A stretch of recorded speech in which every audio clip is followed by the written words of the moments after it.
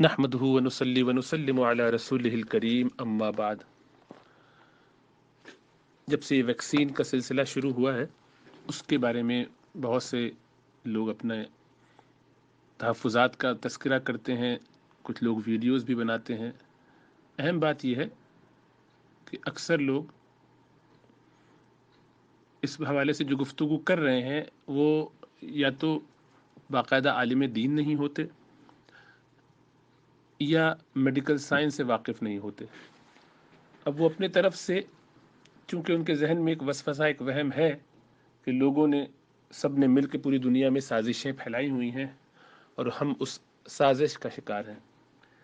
یہ ایک بیماری ہے، روحانی بیماری۔ روحانی بیماری اس لیے ہے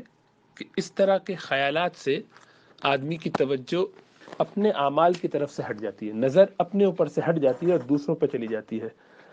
ہر برائی، ہر خرابی، ہر نقصان، ہر بیماری، جو بھی نقصان و مسائل ہوتے ہیں اس کو آدمی یہ سمجھتا ہے کہ یہ گویا فلاں کی سازش ہے، یہ مسئلہ یہ ان کا مسئلہ ہے، یہ انہوں نے کیا، یہ شیطان کا اثر ہے، یہ فلاں کا اثر، یہ جادو کا اثر ہے، کسی نے کچھ کر دیا۔ جبکہ ہمیں دین کی تعلیم یہ ہے کہ ہم اپنے گناہوں پر نظر رکھیں، ہماری توجہ اس پر ہونی چاہیے کہ اللہ سبحانہ و تعالیٰ کے ساتھ ہمارا تعلق کیسا ہے۔ ایک صاحب کی ویڈیو لوگ بہت زیادہ شیئر کرتے ہیں اور سوال کر رہے ہیں اس بارے میں کہ اس میں یہ بتایا گیا کہ جن لوگوں کو ویکسین دی گئی ہے کورونا وائرس کی، ان کو بہت زیادہ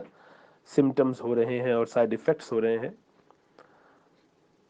تو یہ بات درست نہیں ہے۔ 3% یعنی 3% لوگوں کو کچھ نہ کچھ مائلڈ سائیڈ ایفیکٹس ہوتے ہیں، کسی ایک کو بھی کوئی سیریس سائیڈ ایفیکٹ کی اطلاع نہیں ہے۔ مائلڈ سائیڈ ایفیکٹ ہر دوا کے ساتھ ہوتے ہیں۔ آپ انسانی جسم میں ایک آرٹیفیشل کوئی چیز بھی انجیکٹ کریں گے تو اس کے نتیجے میں باڈی کا کچھ نہ کچھ ری ایکشن ہوگا۔ جن لوگوں کو پلیسیبو دیا جاتا ہے، یعنی ویکسین کی جگہ عام پانی مثلاً دے دیا جائے، کوئی ایسی چیز دے دی جائے کہ جو حقیقتاً کوئی کیمیکل بھی نہ ہو، اس کا بھی ری ایکشن کچھ نہ کچھ ہوتا ہے۔ تو 2-3% لوگوں کو کچھ نہ کچھ ری ایکشن ہوتا ہے اور اس کی کوئی سگنیفیکنس نہیں ہوتی۔ پھر وہ جتنے بھی ایفیکٹس ہوتے ہیں وہ اتنے مائلڈ ہیں کہ عموماً اس کی وجہ سے کوئی پریشانی نہیں ہوتی۔ اب جب یہ کہا جاتا ہے کہ وہ اس کی وجہ سے ان کو ڈاکٹر کو دکھانا پڑا، تو ظاہری بات ہے آج کل حالات یہ ہیں کہ کسی کو ہلکا سا نزلہ، زکام اور کھانسی بھی ہوتی ہے تو کورونا وائرس کی وجہ سے وہ ڈاکٹر سے مشورہ کرتا ہے، تو اس سے وہ بیماری سیریس نہیں بن جاتی۔ اس سے یہ طے نہیں ہوتا کہ اوہ اس کا مطلب ہے ان کو شدید سائیڈ ایفیکٹ ہوا ہے، بلکہ ایک اینزائٹی ہے، لوگوں میں ایک فکر پریشانی ہے، گھبراہٹ ہے، جس کی وجہ سے مجبور ہوتے ہیں وہ لوگ ڈاکٹر سے مشورہ کرنے میں، ڈاکٹر سے یا نرسوں سے۔ تو یہ مشورہ کر لینا اس بات کی علامت نہیں ہے کہ وہ ان کو سیریس کوئی سائیڈ ایفیکٹ ہے، بلکہ اس بات کی علامت ہے کہ وہ پریشان زیادہ ہوئے، اور بجائے سے کہ عام حالات میں اگر کورونا وائرس نہیں ہوتا، پچھلے سال تک جو لوگ کامن کولڈ کی یا فلو وغیرہ کی جو ویکسین لگاتے ہیں، میزلز ممس وغیرہ کی ویکسین لگاتے ہیں، حج پہ جاتے ہوئے ویکسین لگاتے ہیں، اس کی وجہ سے ہلکا سا سر میں درد ہوتا ہے، جسم میں کوئی ہلکی سی اگر تھکاوٹ ہوتی، ایگزاسشن فیل ہوتی، ملیز سا فیل ہوتا، تو اس کے لیے 2 پیراسیٹامول خود ہی کھا کے یا آرام سے سو کے ایک دن چھٹی کر کے کام کی اپنے آپ کو سیٹ کر لیتے ہیں، بلکہ چائے کافی پی کے ہی کام پہ چلے جاتے ہیں، پتہ نہیں چلتا۔ لیکن چونکہ کورونا وائرس کی وجہ سے ہر آدمی اتنا گھبرایا اور پریشان ہوا ہے، تو اس کو ایسا لگتا ہے کہ شاید یہ بھی سیریس کوئی بات نہ ہو گئی ہو، ذرا میں معلوم کر لوں۔ تو اب ظاہری بات ہے اس طرح کے سمٹمز جو ہے یہ کوئی سیریس چیز نہیں ہے۔ اوورآل ویکسین سیف ہے اور اکثر لوگوں کو اس کا کوئی نقصان نہیں ہے، ملینز آف لوگوں کو اب دنیا میں مل گئی ہے اور الحمدللہ وہ سب عافیت کے ساتھ اپنی فرسٹ ڈوز کے بعد سیکنڈ ڈوز بھی لے چکے ہیں۔ تو یہ سلسلہ تیزی سے چل رہا ہے، تو جس کو نہیں لگوانا وہ یقیناً نہ لگوائے، اور اگر کسی کو یہ لگتا ہے کہ اس میں سب سازش ہو رہی ہے تو نہ لگوائے، لیکن اس کو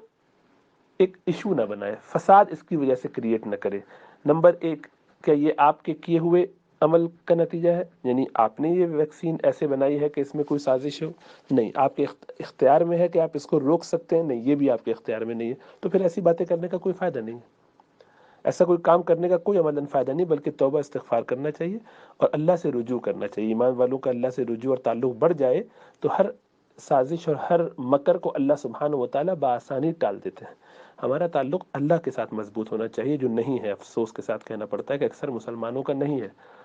تو ہم پر دوسری قومیں چڑھ دوڑیں، یہی ہم سے وعدہ کیا گیا تھا کہ تم پر قومیں چڑھ دوڑیں گی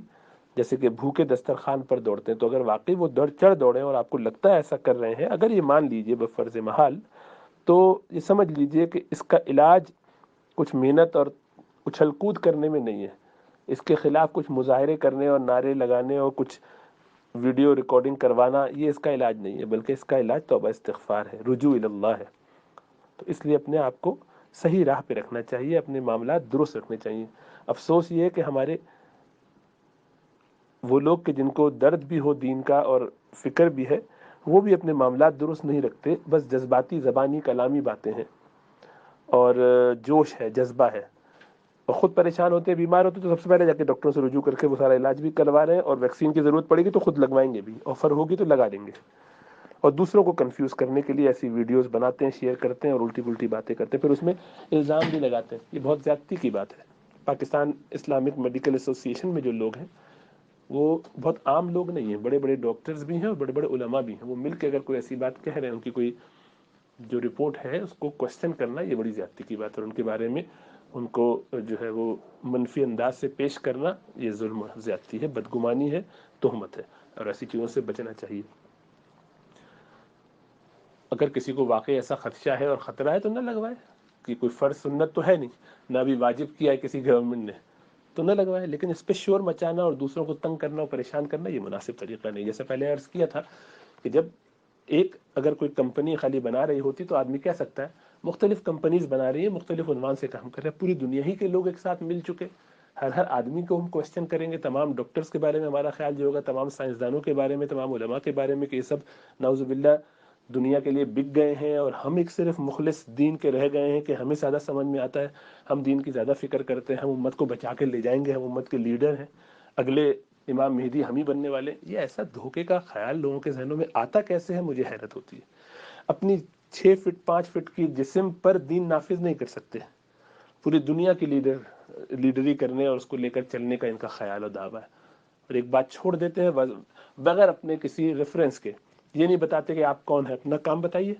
اپنی پوری تفصیل بتائیے، کہاں جاب کرتے ہیں، کیا کرتے ہیں، اور ابھی پکڑے گئے یہاں سے گورنمنٹ والے ان کو سوالات کرنا شروع کریں گے کہ آپ یہ کیا غلط باتیں ادھر ادھر پھیلا رہے ہیں، تو فوراً خاموشی سے چپ ہو کے بیٹھ جائیں گے۔ اس پوری سی ڈی سی کی رپورٹ پہ کوشچن کر رہے ہیں کہ اس میں یہ لکھا ہوا ہے، پتہ نہیں کتنا ٹھیک ہے کتنا نہیں، یہ بھی اعتراض چپکے سے ڈال دیا بیچ میں،